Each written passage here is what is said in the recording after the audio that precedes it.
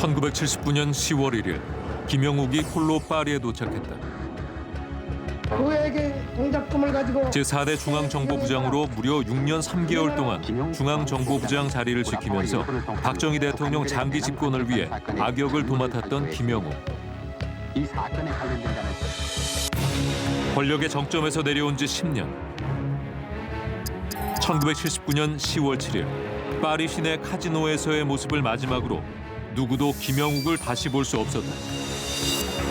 악명이 정말 자자한 김영욱 얘기를 오늘 할 텐데 그리고 좀 굉장히 유명해진 이유가 또 그 실종에 관련된 미스테리가 많이 존재하잖아요. 한국이 아닌 파리에서 실종이 됐고 그 이후에 나타나지 않았단 말이죠. 김영욱은 살해된 걸까요? 아니면 진짜 뭐 어디 잠적한 걸까요? 아니면 뭐 들리는 소문대로 어디 뭐 남미에서 지금 천수를 누리고 있는 걸까요? 너무 많은 얘기가 있는데. 예. 그 김영욱은 실종 후 그 생사불명 상태로 오랫동안 있다가 1991년에 이제 법원으로부터 실종 선고를 이제 공식적으로 받게 됩니다. 네. 그래서 법적으로는 이미 사망을 한 상태죠.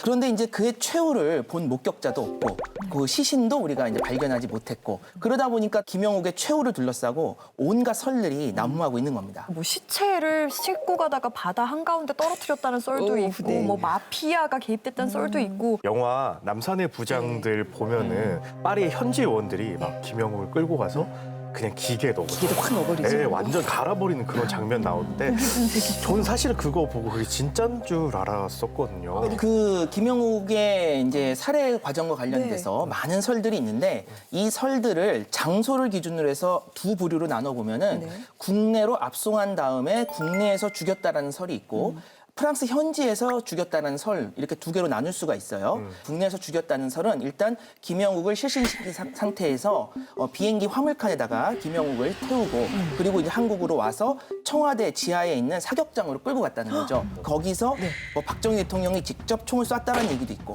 뭐 차지철 경호실장이 쐈다는 얘기도 있고 이런 이제 설이 하나 있는 거고요. 프랑스 현지에서 죽였다라고 하는 그 설은 프랑스 한국 대사관에 또 지하실이 있다고 그래요. 그래서 거기서 죽였다는 얘기도 있고 또 살인 청부업자를 고용해가지고 그 사람이 이제 김영욱을 죽인 다음에 강에다가 이제 그 시신을 유기했다. 그런데 이제 이 프랑스 현지에서 죽였다라는 얘기 중에서 가장 유명한 얘기가 방금 나온 파리 근교에 양계장이 있는데 그 양계장에서 김영욱을 살해한 다음에 닭 모이를 분쇄하는 그 기계가 있는데 거기다가 시신을 넣고 처리를 했다. 요 설이 이제 가장 유명하고 그리고 화제를 불러일으킨 그런 설이라고 할 수 있습니다. 그 양계장 살해설은 그 2005년에 그 자신이 그 김형욱을 양계장에서 처리를 했다라고 이제 증언을 하면서 증인이 그렇죠. 한 있었어요. 인물이 나섰죠. 네. 네, 그러면서 온 나라가 좀 떠들썩했었고 그 수많은 언론사들이 여기에 취재를 했었습니다.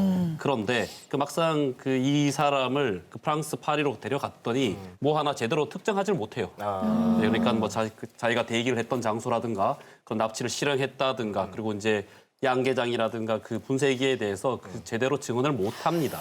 근데 생각해 보면은 전설의 중정부장이었던 김영욱을 살해하러 가는 건데 뭐 장소까지 기억하지 못한다는 건 사실 말이 안 되잖아요. 그런 작전을 실행을 하려면 얼마나 많이 좀 뭐랄까 준비하고 계획하고 연습? 연습도 했겠죠. 그렇죠. 그 정도를 했으면 맞아요.